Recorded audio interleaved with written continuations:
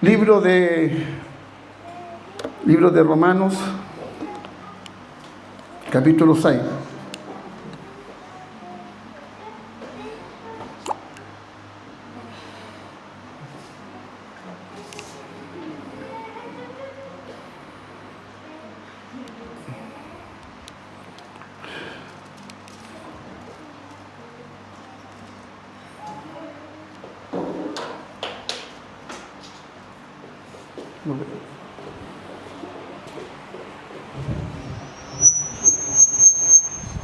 Libro de Romanos, capítulo 6. Le vamos a dar lectura a la palabra del Señor en el nombre del Señor Jesucristo. Amén. ¿Qué pues diremos? ¿Qué pues diremos? ¿Perseveraremos en el pecado para que la gracia abunde? Una pregunta. La respuesta no se deja esperar. En ninguna manera.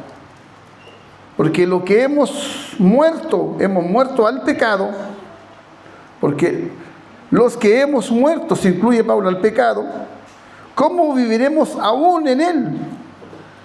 ¿O no sabéis que todos los que hemos sido bautizados en Cristo Jesús, hemos sido bautizados en su muerte?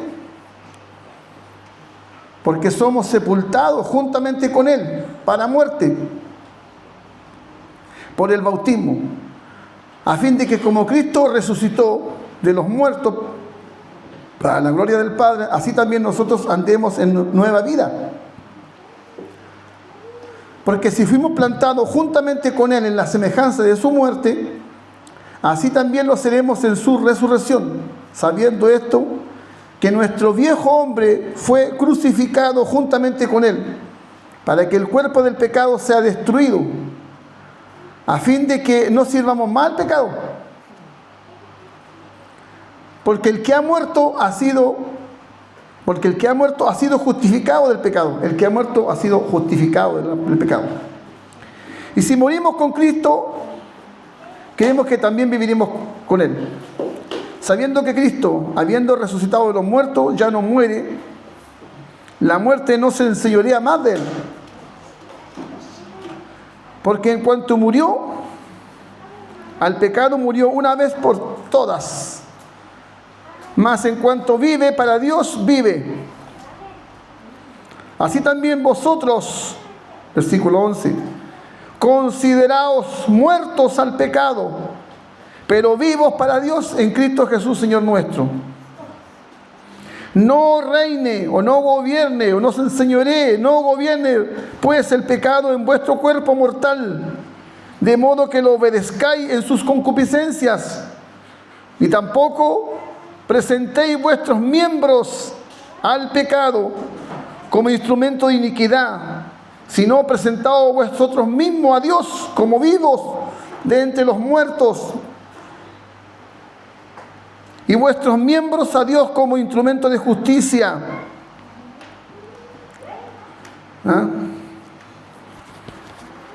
Ni tampoco presentéis vuestros miembros al pecado como instrumento de iniquidad, sino presentaos vosotros mismos a Dios como vivos de entre los muertos, y vuestros miembros a Dios como instrumento de justicia, porque el pecado no se enseñoreará o no dominará de vosotros, pues no estáis bajo la ley, sino bajo la gracia. Verso 15. ¿Qué pues?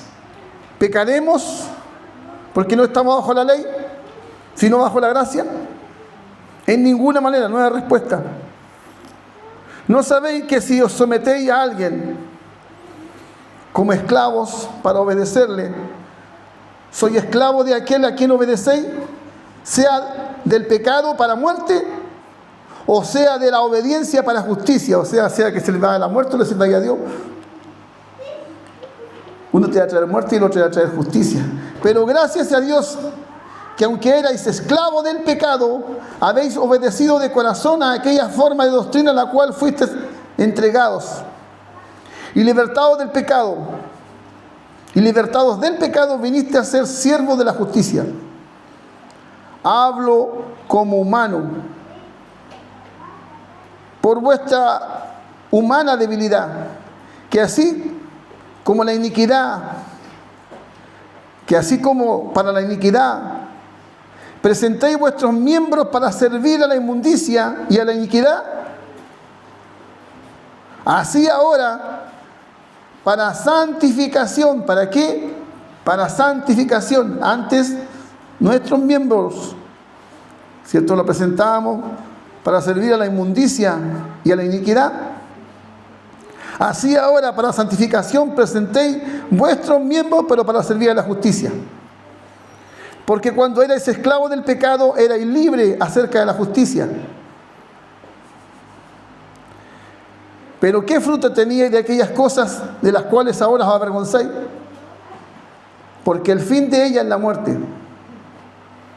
Mas ahora que habéis sido libertados del pecado y hechos siervos de Dios, mas ahora que habéis sido libertados del pecado y hechos siervos de Dios, tenéis por vuestro fruto la santificación.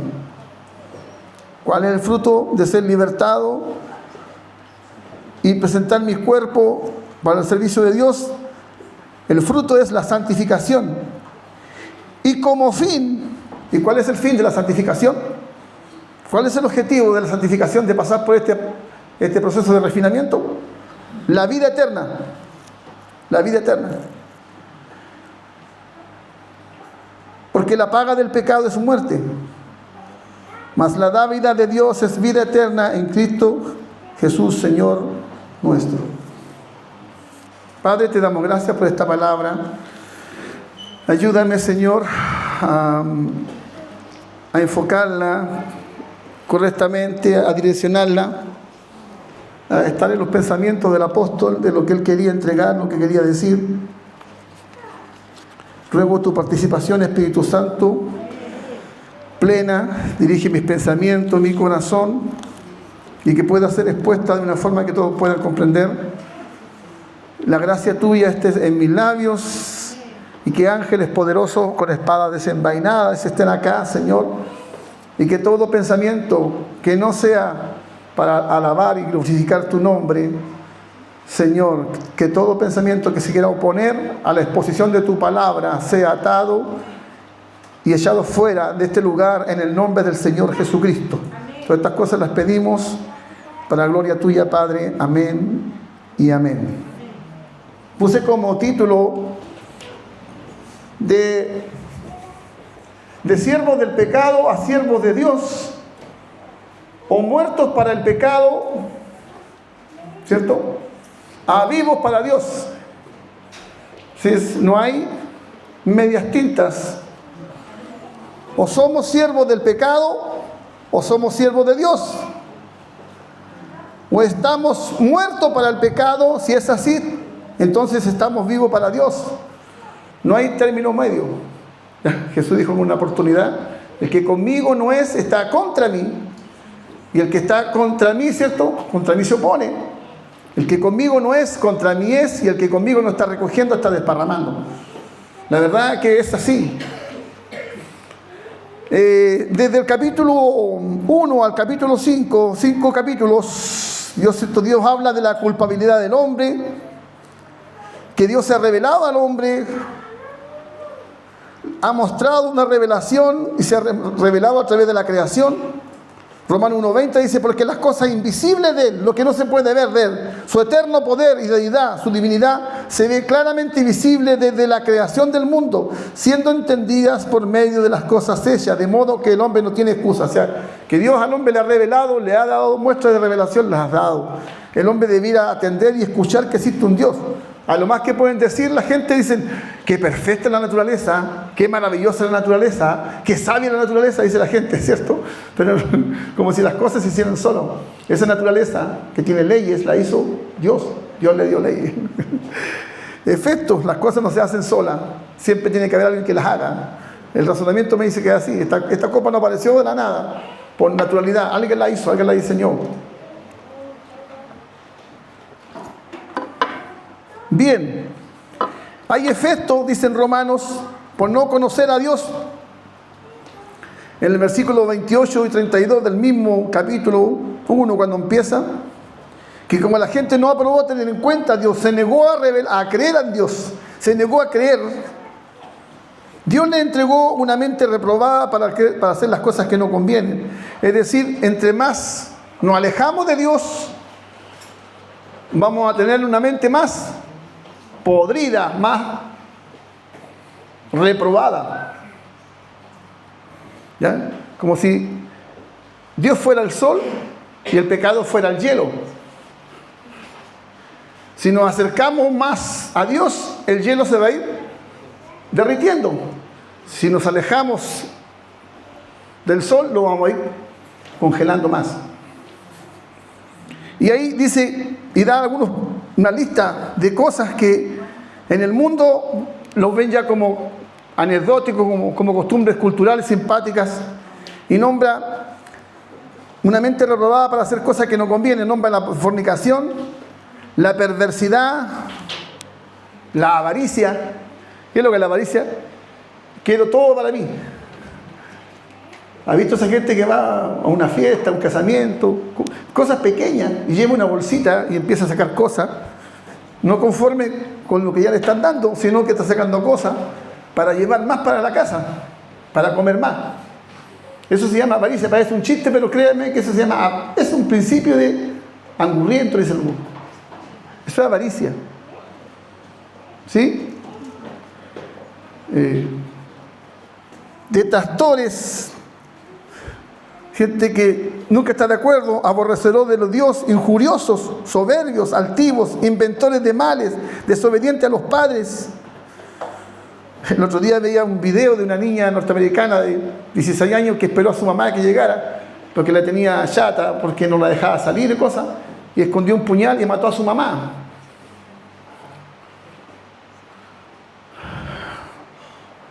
Sin afecto natural significa eso. Implacables, que no le importa nada, sin misericordia.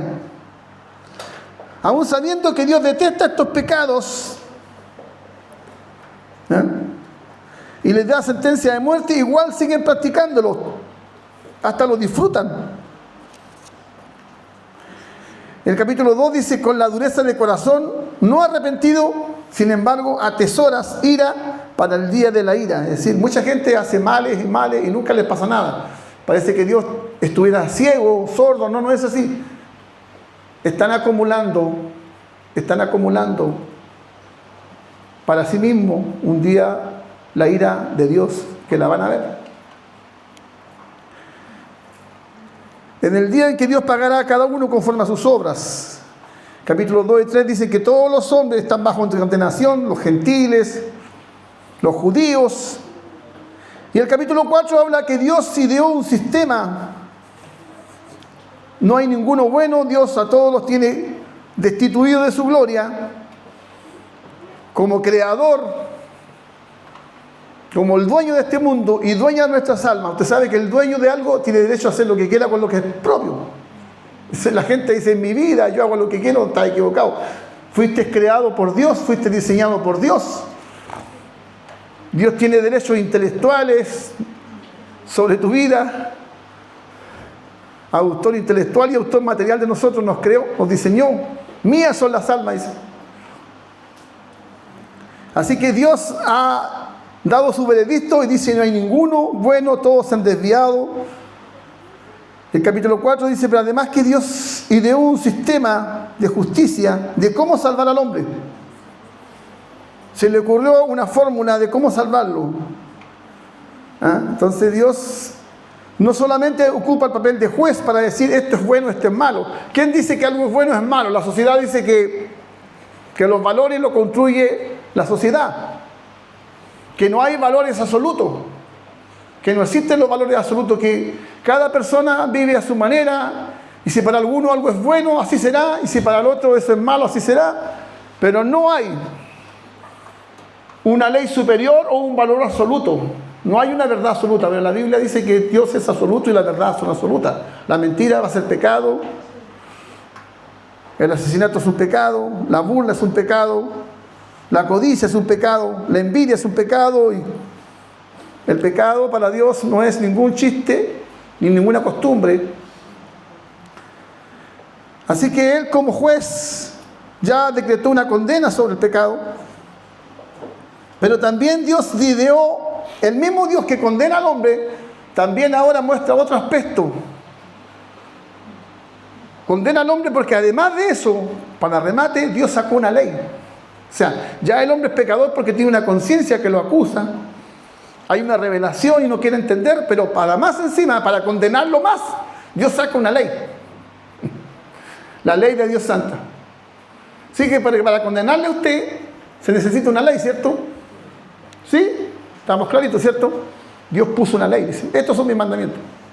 No es que yo creo que esto no es malo, lo siento, para mí es malo.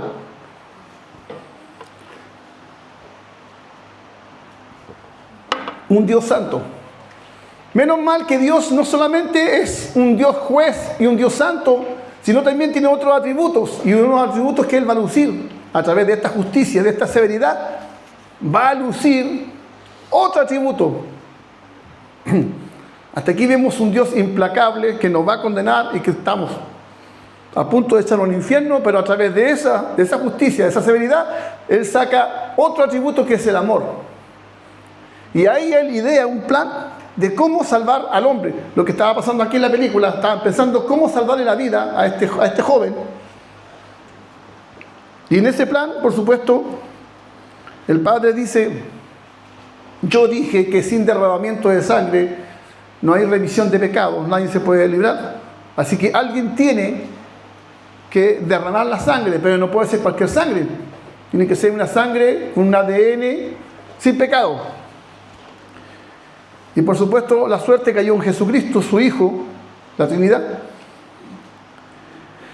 Y Él asume nuestros pecados, Él asume la culpabilidad. Nosotros estábamos condenados, íbamos a ir al infierno eternamente, pero Él dice, yo voy a morir, lo que pasó acá, para que tú seas feliz, para que tú no te vayas al infierno. Sustitución se llama eso. Y esa justicia consiste en enviar entonces al mundo.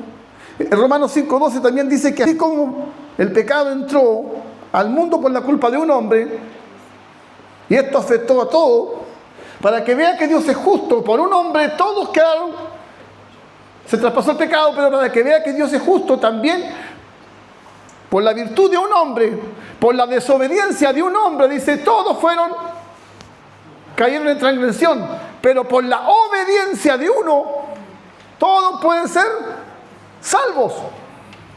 ¿Es justo Dios? Es justo. Eso se llama gracia, es un don, es un regalo. Muy bien. Es maravilloso. Entonces aquí vemos que a través de por un lado, Dios pone al hombre, lo condena y más encima agrega una ley que lo hace más pecador al hombre. Se llama, la Biblia lo describe como sobreabundó la maldad, el pecado. ¿Ya? Sobreabundó el pecado. Y más encima, pero sin embargo, de esa sobreabundancia de pecado, Dios también muestra más grande su amor. Porque si es más grande la deuda, se requiere mayor cantidad de dinero para pagar la deuda. Dios asume eso y perdona al hombre que le ha recibido, lo perdona gratuitamente y solamente le pide a él algo que se llama principalmente su fe. Hace unas semanas atrás yo envié un video de un señor que se llama Ulises Astudillo, que sale en YouTube, y el hombre decía que bastaba solamente con creer en Jesús y ya éramos salvos. Nada de entregarle la vida al Señor, que seguir a Cristo, eso era añadirle obras, que solamente había que creer, una especie de fe intelectual. Yo creo que Jesús murió por mí y se acabó. En parte eso es una media verdad, no está mintiendo, pero si es media verdad ya no es la verdad absoluta. ya pasa a ser igual una falsedad. La verdad tiene que ser 100% verdad. Pregúntale a la NASA, el cálculo tiene que ser exacto, porque si ellos fallan, hay vidas humanas que van a morir, o se va a perder mucho dinero, inversiones que se van a ir a la chuña, ¿cierto? Se va a malgastar dinero. Tienen que estar seguros de lo que están haciendo es una verdad absoluta. Las matemáticas tienen que ser exactas, una verdad absoluta. Muy bien. Entonces, estoy pensando que así de fácil pareciera ser la salvación. Yo vengo a Cristo y le digo a Dios que yo no soy, me convence que soy pecado, ¿cierto? Dios me llama, yo respondo con fe. Si yo creo que soy pecador y le digo no tengo cómo pagarte, no te preocupes, porque yo hace 2000 años atrás yo pagué la fianza. Siéntete libre, todos los pecados, hasta el más asqueroso pecado que yo haya cometido, Dios lo perdona. Así que ahora eres libre. Es como una persona que ya tiene una condena en la cárcel aquí de Coronel y le vienen a avisar si se quiere ascribir, afiliar a un beneficio. ¿Y cuál es ese beneficio? Hay un señor que va a pagarle la pena, va a permutar las penas, las va a cancelar, así que pueden salir, se tiene que anotar, dar su nombre. Me imagino cuánto, poner su nombre ahí, cuánto. Entonces estos hombres creen y se anotan. Pareciera que la salvación es todo eso. Pero la salvación no es todo eso. Eso es el aspecto jurídico. Eso es el aspecto jurídico de la salvación. Este hombre que yo hablé tenía una sentencia, tenía el día y la hora. Iban a venir unos jueces, por supuesto, que iban a declarar que este hombre murió. Significa que fabrican un accidente para que el juez no llegue a la hora y lo maten antes. ¿Se acuerdan, no? Por supuesto, en el cine es así, pues ficción. Pero esto fue verdad. Alguien tuvo que morir. Es decir, para la justicia de Turquía, este hombre, este joven, murió. Hay un papel, está todo firmado, murió. Es decir, este hombre no debe nada, más encima hay una prueba. ¿Cuál es la prueba? Es una ejecución y hay un cadáver que se sepultó y alguien que puso la firma, ¿cierto? Un médico puso una firma, un instituto médico legal dijo sí, realmente murió y esta persona está certificado. Eso es el aspecto legal de la muerte. Le quieren cobrar a alguien y la persona dice mi papá murió. Bueno, saca un certificado de defunción y lo presenta en la tienda comercial o en el banco y le dice mira, aquí está la prueba de que mi papá murió, por lo tanto si murió no le pueden cobrar. ¿Sí se entiende? Ese es un aspecto jurídico, legal. Más encima hay seguro de gravamen. No hay forma de cobrarle a un muerto. ¿Ya? No hay forma de cobrarle a un muerto. Está muerto. Eso es lo legal. Bueno, si es así tan fácil, dice el apóstol Pablo, y ahí llegamos al capítulo 6.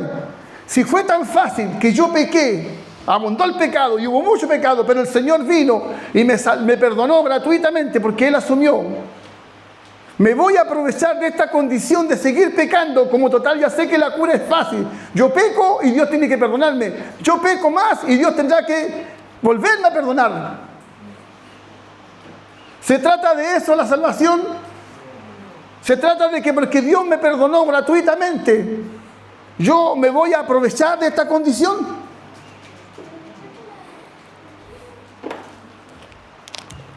¿Qué pues diremos? ¿Perseveraremos en el pecado para que la gracia abunde?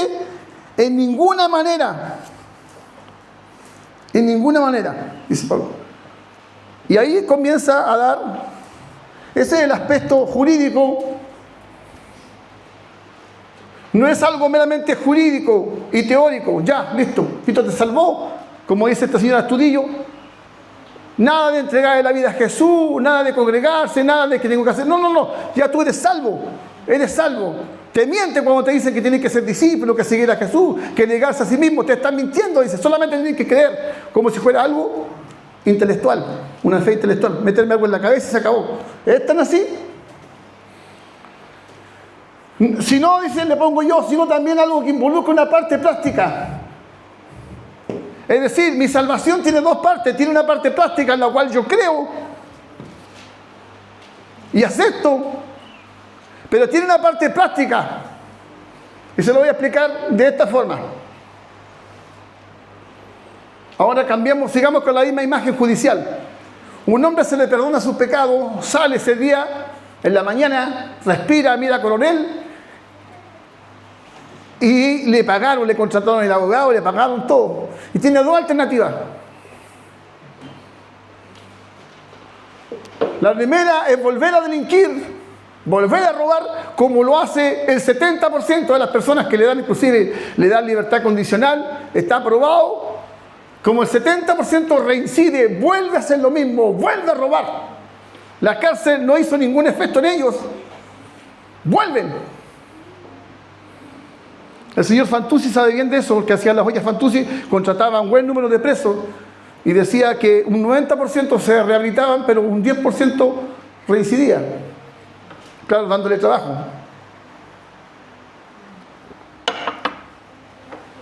Bueno, nuestra salvación no termina ahí. El hombre sale de la cárcel y tiene dos opciones: reincidir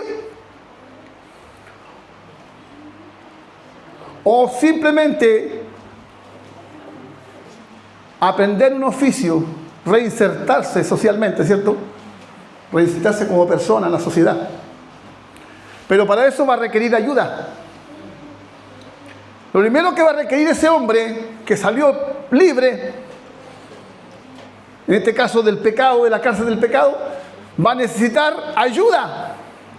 Lo primero que va a necesitar es que alguien le limpie los antecedentes. ¿Sí? Porque cuando vaya a buscar trabajo, ¿cierto? Yo sé pintar, sé de esto, y de repente dice, tú necesitas un certificado de antecedentes. Y yo he visto gente ponerse colorada cuando muestra su certificado de antecedentes. Y yo, cuando ya le piden los certificados de antecedentes, ya se empiezan a poner rojo. Y cuando se pone rojo, dice uno, ¿qué ha hecho, muchacho? Eso lo presencié yo. Se ponen nerviosos y rojos. ¿Qué harían ellos para que alguien le borrara y dijera sin antecedentes? Bueno, ese problema Dios lo solucionó también. Borró todos nuestros antecedentes y más encima necesitamos un pituto para entrar a trabajar. Alguien que dé fe por nosotros. Yo conocí a una persona que había matado a alguien. Estuvo 10 años en la cárcel. Y donde iba esa constructora, él estaba trabajando ahí.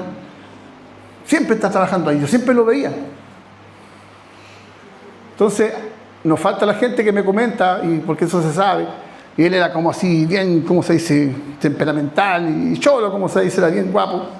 Un hombre bajo, pero tenía... Yo me hice muy amigo de él, pues. Convenía. Yo veía cómo trataba a los demás. A él no le importaba si un hombre era alto o bajo. Él era así, pequeño, pero con las puras palabras a un hombre lo bajaba, pero sí, era agresivo. Entonces alguien me dijo, ¿sabe por qué está aquí? Él está aquí, me dijo, porque es familiar del dueño de esta empresa. No lo pueden ascender porque todavía tiene un temperamento amando, porque por su temperamento no le pueden dar otro puesto mayor, una jefatura, o ni siquiera de capataz, ni siquiera eso, porque está consciente él.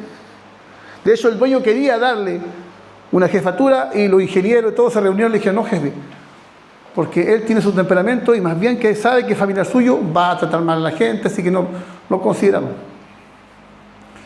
Bueno, ese hombre recibió esa ayuda, pues.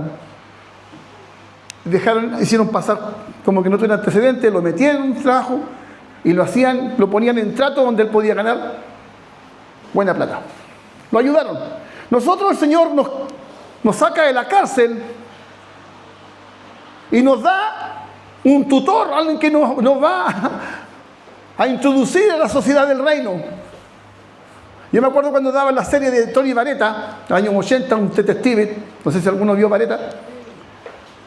Vareta le asignaron un niño que tenía problemas en el hogar, no tenía papá, no quería una abuela, entonces a Vareta le decían como un tutor social en Estados Unidos, que el hombre que tenía una profesión donde él manejaba su tiempo como detective privado, él a ciertas horas del día iba a la escuela y retiraba a ese joven de 13 años y le daba consejos, comía con él, lo llevaba a una cafetería, o le decía, mira, esos hombres que están traficando, mira eso así, le enseñaba los peligros de la ciudad, le enseñaba valores, era como un padrino.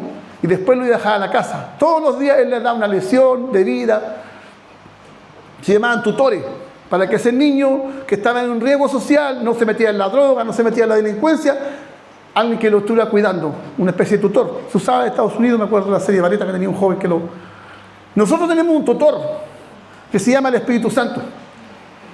Y él nos va ahora a enseñar a cómo vivir en libertad. ¿Me van siguiendo la idea? Él no va a... Tenemos que hacernos muy amigos de ese Espíritu Santo. Obviamente, a veces Vareta iba a buscar al niño, y no quiero ir, y él le decía, vamos, no quiero ir, y a veces él se iba, y no quería ir con él a una parte, y otras veces sí. Ese tutor a mí me tiene que educar y decirme cómo son las cosas, que no se debe robar. ¿Por qué? ¿Qué es lo que está pasando? Volvamos al ejemplo de la película. A este joven se le da una nueva identidad, un pasaporte, se le inventa una nueva historia. Y va, creo que es a Grecia donde va. La pregunta es, llegando a Grecia, ¿él se va a olvidar de hablar en turco inmediatamente porque llegó a Grecia? ¿Se va a olvidar de las comidas que comía en Turquía? ¿Se va a olvidar de sus familiares o amigos que dejó en Turquía?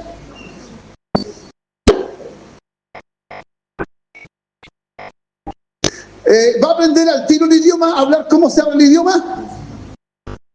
¿Ah? ¿No es cierto? Le va a costar. De hecho, Estados Unidos hace eso con personas que dicen, ya, te vamos a dar libertad y te vamos a fabricar una nueva identidad. Te vamos a crear familia, le hacen una historia de vida completa y nos mandan una parte para que aprendan el idioma.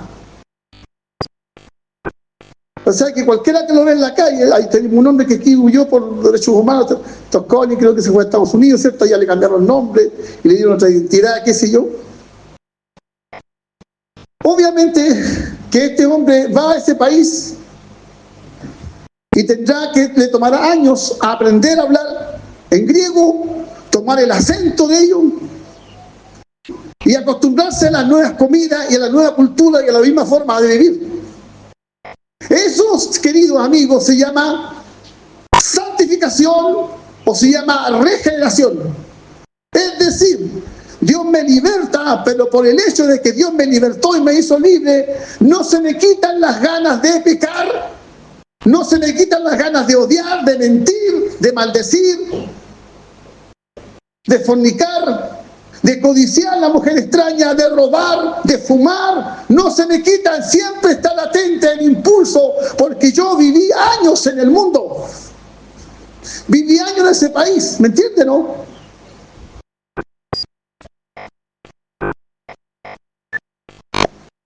Viví años. Entonces, ¿cuál es la solución que Pablo da? Lo primero que dice, o no sabéis, tengo que introducir algo en mi mente, en mi conocimiento interior. Primero tengo que hacer algo interior, algo teórico. O no sabéis.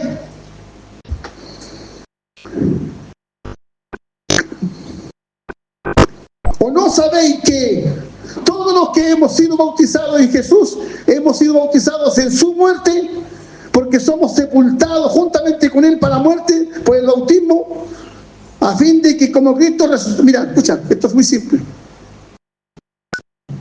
Para el mundo, cuando nos convertimos, para el reino de las tinieblas, nosotros estamos muertos, ya no. Cuando no teníamos a Cristo, nosotros estábamos trabajando para la muerte y la muerte ya nos tenía recomendados para el infierno. ¿Sí? El pecado nos tenía ya asignado nuestro futuro. Es decir, el pecado trabaja, es una empresa que trabaja con otra empresa, la muerte. Trabaja la muerte. O sea, íbamos a morir.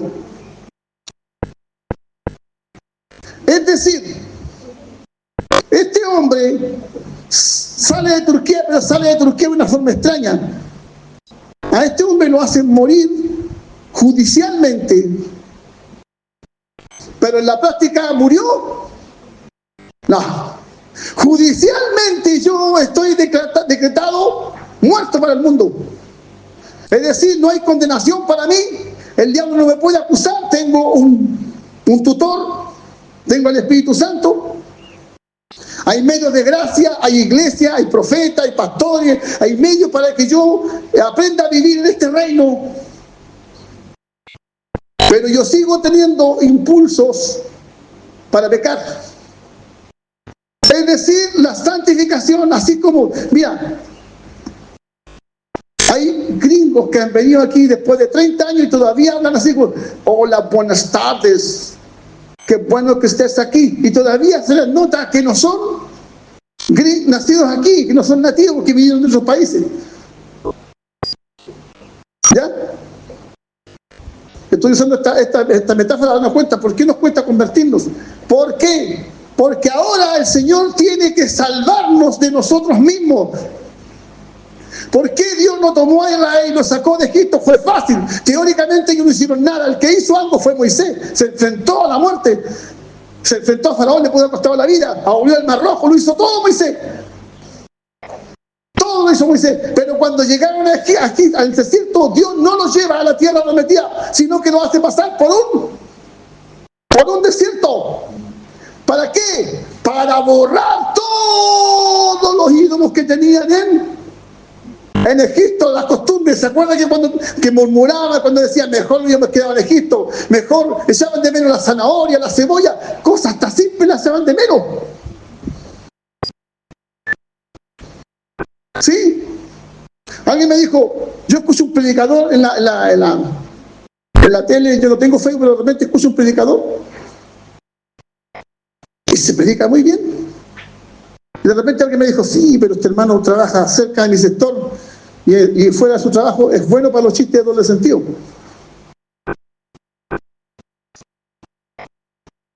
Falta santificación, falta conversión. A algunos les cuesta más, otros menos. Pero no puedes eludir la santificación de Dios, porque dice que sin santidad nadie le va a ver. Y muchos dicen, no, eso se lo dice el mundo. No, estás equivocado. También Pedro dice, ser santo como yo soy santo. Es decir, también la salvación tiene un aspecto práctico. Dios me perdona, pero también me deja latente esas tentaciones para ver si yo las superé. Porque si nosotros vamos al cielo sin haber cambiado, entonces fuimos al cielo, ¿cómo se dice eso? Reprimido. ¿Saben lo que es un reprimido? Tú adoptas a un niño y tú le dices, así son las reglas aquí. Se echa a las 9, más tarde no se sale sin permiso y se come lo que hay. Le pones todas las reglas. Y el hombre te las acepta, pero no porque él las quiera. Simplemente porque sabe que si no te acepta, tú lo echas para la calle. Pero no es que él ame eso, no es que él ame estudiar, bañarse. Olvídate, no está el hermano Fito aquí, está allá atrás. Fito, ¿te acuerdas lo que intentamos hacer con este joven que tenía ese sobrenombre, no quiero nombrar, de 13 años, ¿cierto? Lo trajimos en la calle, trajimos silabano, le estábamos enseñando a leer, y Jen le traímos un lavatorio y le dábamos los pies y se puso a gritar que nadie le lavaba los pies, que él le gustaba acostarse así. No quería, no le interesaba la sábana, se tiraba encima con ropa sucia, no aceptó, al final se arrancó. ¿Se acuerdan? Le compramos ropa buena, zapatos, yo le traje un zapato pluma, otro le compró camisas nuevas. Pensábamos que lo íbamos a cambiar. ¿Cuánto duró? ¿Un mes? ¿2 meses? No se pudo. Porque había una resistencia. La idea es que nosotros, Dios nos mete en un desierto. Y te lo puedo aplicar con muchas metáforas. Por ejemplo, ¿te has preguntado tú que Pablo se convierte? Yo un día meditaba en esto. Mira, yo creo que Pablo tendría, no sé, unos 30 años cuando le ocurrió el suceso de Damasco. Estoy especulando, sí, pero no es tan loco lo que voy a decir. Pablo tuvo un resplandor, Dios se le apareció, ¿quién eres? Y pareciera que la gente cree que de ahí Pablo fue corriendo a predicar. No fue así. La gente se pasa eso, no lee en la Biblia o no pone atención. No es que Pablo un día se convierte y en los otros días sale a predicar. No fue así. Pasaron 14 años, va a otro país, él estaba 14 años donde nadie sabe nada de él. Eso es un desierto. Me la voy a jugar. Yo creo, esto es una suposición, especulación, yo creo que Pablo estuvo 14 años estudiando el judaísmo antes de que le apareciera eso. Entonces Dios usó 14 años para borrar todo lo del judaísmo, porque te imaginas convencerte de estar persiguiendo a muerte a los cristianos de un día para otro, decir, admitir que estás equivocado. Es como sacar a alguien de una ideología política que es de izquierda y llevarlo a las derechas. Eso no va a ser de la noche a la mañana. Al tipo tiene que convencerlo. Al tipo tiene que pasarle muchas cosas para que pueda cambiar su pensamiento. Porque la mente... Moisés aprendió 40 años a una forma de vivir. Mal genio mató a un hombre a palo. Después Dios lo lleva 40 años para poder borrar todas esas formas de conducta. ¿Me van siguiendo? Eso es el camino. Israel lo logró, Moisés lo logró, tanto así que después ni siquiera sabía cómo hablarle a una autoridad egipcia, ni quería ni volver. Él no quería ir a Egipto. Dios borró todo el orgullo egipcio, todo. Pablo pasó 14 años en un desierto para Dios borrar todo lo que tenía él, creía del judaísmo, de la religión, y borrar, sacar todo eso para poder, porque para yo poder escribir en un cuaderno que está lleno de notaciones, para volver a escribir en esto, yo tengo que borrar esto. Yo tengo que borrar esto, o esa pizarra. Si quiero escribir algo en esa pizarra, tengo que borrarla. Y eso significa renovar mi mente. Y renovar mi mente requiere de un ejercicio de mi voluntad.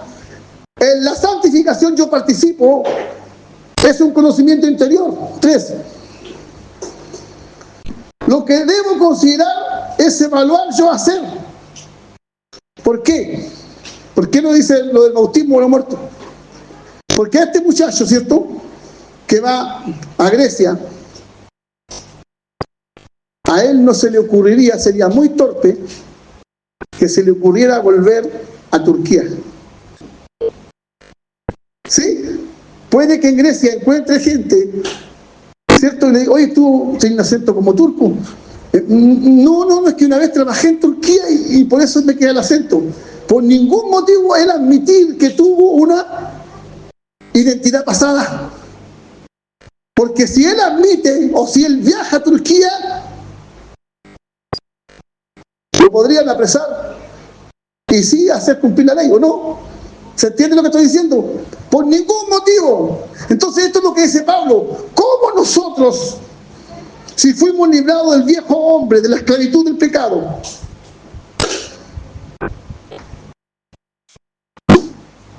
si ya legalmente no existimos para el mundo, ¿por qué nosotros volver a meternos a ese sistema en donde lo más seguro es que vamos a volver a ser esclavos?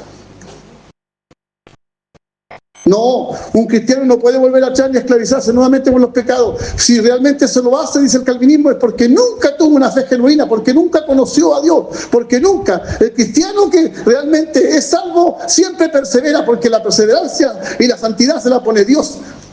Como si fuéramos una especie de inteligencia artificial, mecanizada, automatizada. Como si fuera así. Pero sin embargo,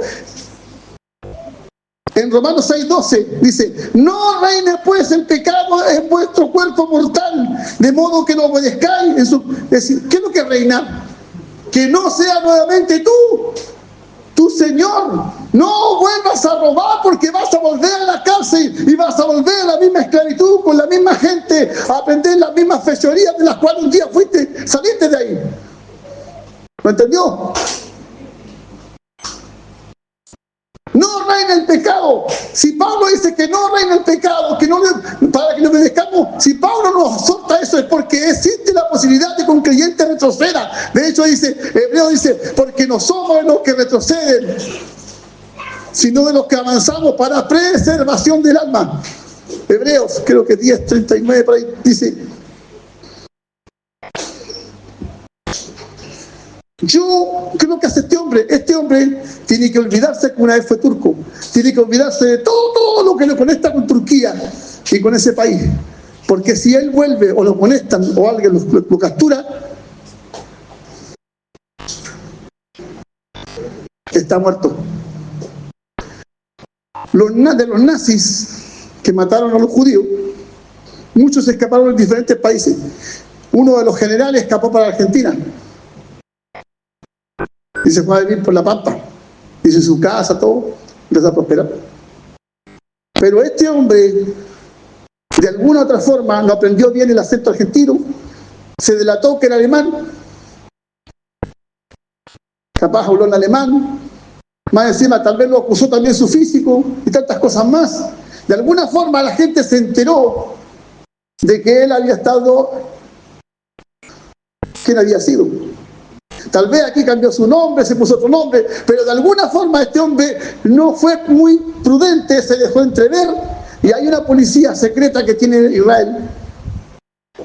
¿Cómo se llama esa policía secreta? La Mossad.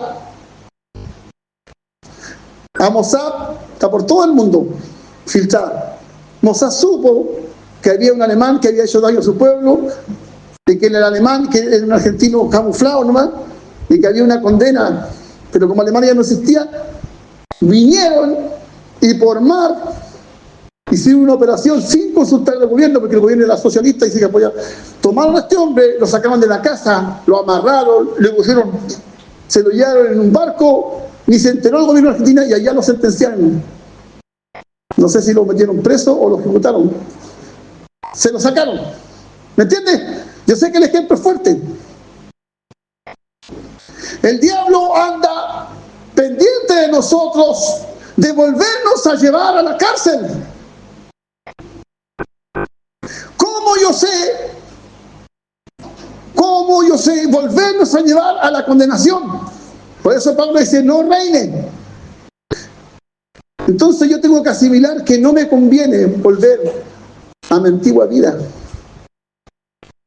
Porque ahora tengo más que claro, por la experiencia cristiana, que el infierno es real y que la condenación es real. Y que este no es un chiste. Venga a la iglesia, mijito, porque si te falta trabajo, aquí hay trabajo. Venga a la iglesia porque si tiene mala salud, Dios lo va a sanar. Oye, ven a la iglesia porque hay una condena. Dios condenó el pecado y tú te andas buscando la justicia divina. Y si te pilla en Egipto, te mata. Pero si te saca de Egipto y te metes al reino de Dios, aquí no hay condenación. Por eso después la solución en Romanos 8, la solución es que ninguna condenación hay para los que están para los que no andan conforme a la, porque si vivimos conforme a la carne vamos a morir, no importa que una vez fuimos liberados, vamos a morir, pero si andamos conforme al Espíritu, al tutor, al que nos dice qué hacer, vamos a vivir. La garantía de la salvación es que yo hasta el último día conserve al tutor conmigo. La garantía de la salvación es que yo tenga viviendo conmigo y actuando al Espíritu Santo. Si no tengo el Espíritu Santo, ya no soy de Él. Romanos 8 dice, y el que no tiene el Espíritu no es de Él. Yo no creo que Pablo escribió eso porque estaba aburrido, dijo, se me salió algo, no quise decir. La Biblia fue escrita para nosotros, no para el mundo. Toda escritura es útil para enseñar, para que el hombre de Dios sea perfecto. ¿No sabéis que los que hemos sido sepultados en su muerte, es decir, nuestro pasado quedó atrás? La única forma de condenarnos es que volvamos a la vida antigua y menospreciemos el sacrificio que Cristo hizo. Esta niñita, cuando toma, cuando ya grande, toma esa cajita. Esa cajita era un símbolo para decirle: mira, yo me sacrifiqué por ti, sé feliz.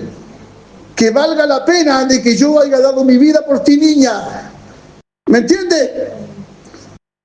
El sacrificio de Cristo nos debe hacer recapacitar el precio por nuestro pecado, a vivir una vida santa, una vida entregada a Dios. Negándome a mí mismo, no, que no tengo tiempo para la iglesia, no tengo tiempo para buscar a Dios. Hermanos, tú no has entendido el precio que Dios tuvo que pagar por salvarte. Tú no has comprendido por qué. No has entendido que tenés que tomar la cruz todos los días, negarme a mí mismo, ser fiel a Dios.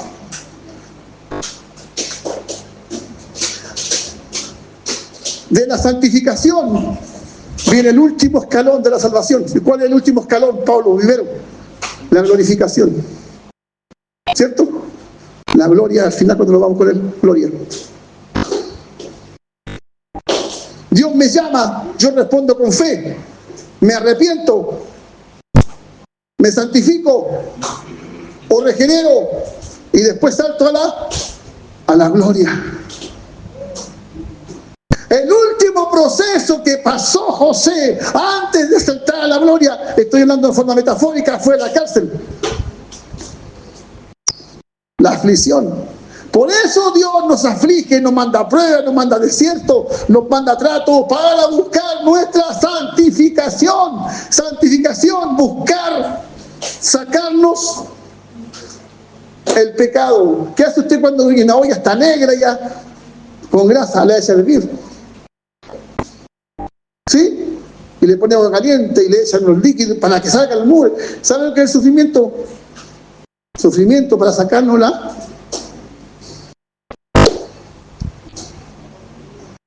sociedad rebelde. ¿Sí? El rencor, el odio, el resentimiento. Todas esas cosas Dios tiene que pasarte y tiene que pasarnos por un proceso. Si no lo hace, y lo hace, ¿por qué? ¿Cuál es el objeto de nuestra santificación? ¿Por qué tiene que hacerlo? ¿Cuál es el objeto? Usa la palabra, usa trato, usa experiencias de tuyas, personales, de otro. ¿Cuál es el objeto? Mas ahora he sido, es más, dice, la solución es que yo ahora, mis mismos miembros, los presente ante Dios. Tengo que evaluar. Tengo que practicar mis mismos miembros que yo antes usaba para pecar. La misma mano que el ladrón usaba para robar, ahora la misma mano, no es que le ponga esa mano, la misma mano es consagrada y ahora está trabajando en carpintería, está limpiando algo, está haciendo algo útil. Mi misma lengua que antes maldecía, ahora bendice. Es decir, no es una salvación teórica. No solamente Dios me salva y judicialmente me deja sin antecedentes, sino que ahora Él quiere que yo aprenda a vencer ese pecado y a odiarlo. Que no sea una salvación teórica, sino que yo diga, realmente Dios me salvó de algo grande.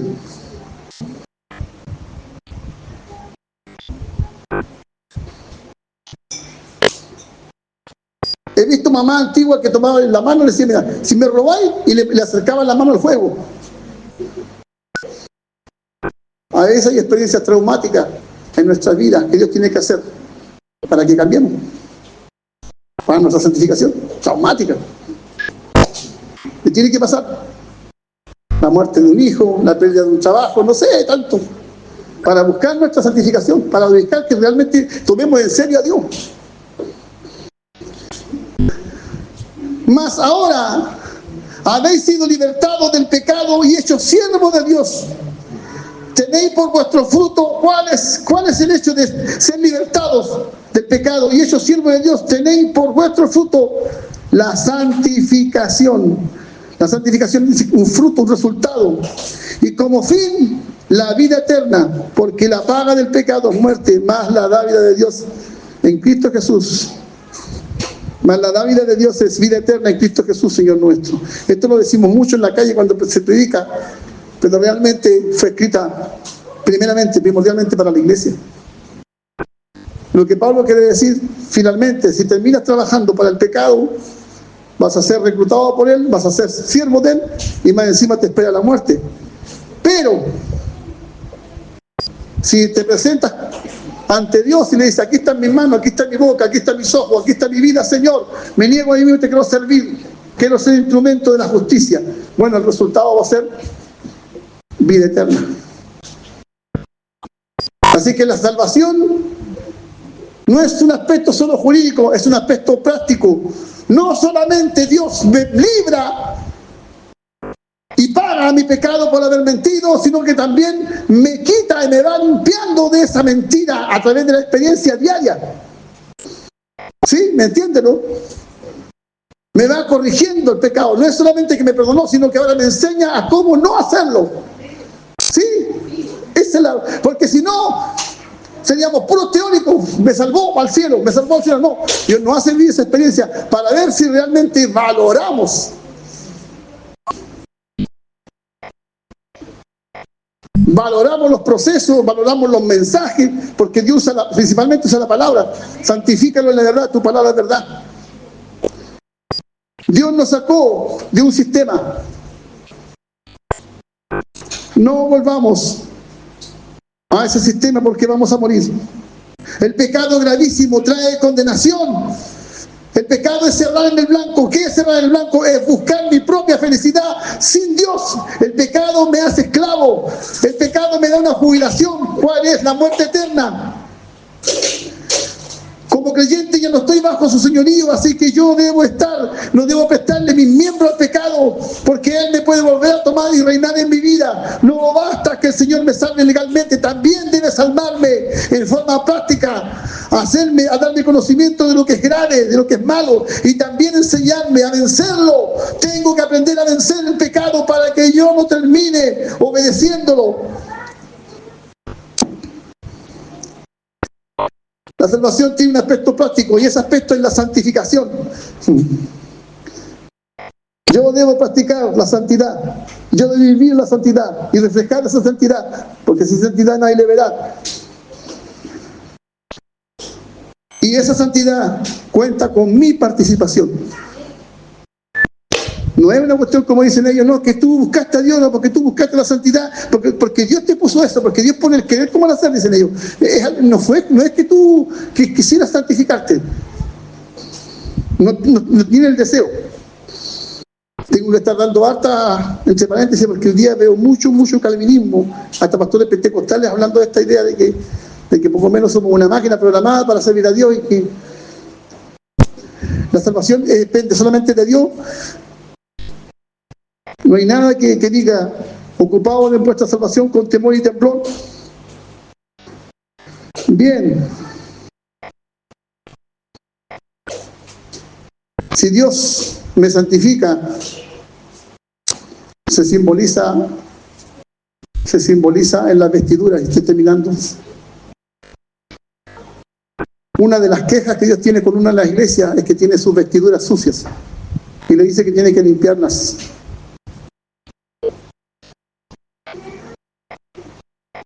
Hermanos queridos, en estos momentos no hay nadie que sea neutral. O estamos siendo siervos de Dios, o estamos siendo siervos del pecado, o estamos siendo seducidos nuevamente para volver a la esclavitud. Hermanos queridos, ya Dios nos salvó legalmente. Ahora tiene que salvarlo experiencialmente. No tener una idea de que es malo mentir, sino que experimentar el horror de la mentira, el horror del adulterio, cualquier pecado en su forma. Tengo que llegar a odiarlo, despreciarlo. Así como Dios ahora odia el pecado, así yo debo odiarlo en todas sus formas. Eso es un significado real de que realmente he progresado en la santificación. Hay muchos cristianos, se dice descarriados, quedados, porque pensaban que la salvación era algo así automático, jurídico, que tú eres salvo ya, y no consideraron que tenían que poner de su parte, que tenían que ser siervos de la justicia de Dios, y que Dios ha dado todos los medios de gracia: la oración, el ayuno, la lectura de la palabra, la adoración, la enseñanza, los desiertos, todos los medios de gracia para que permanezcamos en este camino de santidad. Considerado muerto el pecado, hacer cuenta que como es, por ningún motivo voy a volver al mundo, porque allí me está esperando la condenación. Voy a tener que apartarme de ciertas compañeras de curso que hablan chistes de doble sentido. Tengo que apartarme de ciertas personas que se ponen tatuajes, que les gusta fumar marihuana. Voy a tener que cambiar a ciertos compadres que llegan a mi casa a contarme chistes de doble sentido. Voy a tener que cambiar con personas que me llenan la cabeza con cuentos o me hablan de cualquier cosa. Tengo que cuidarme porque tengo que progresar en mi santificación. Porque mi salvación es lo más importante. Padre, he predicado tu palabra. O somos, decía tu palabra, siervos del pecado, o somos siervos tuyos. O estamos muertos para el pecado, o estamos vivos para ti.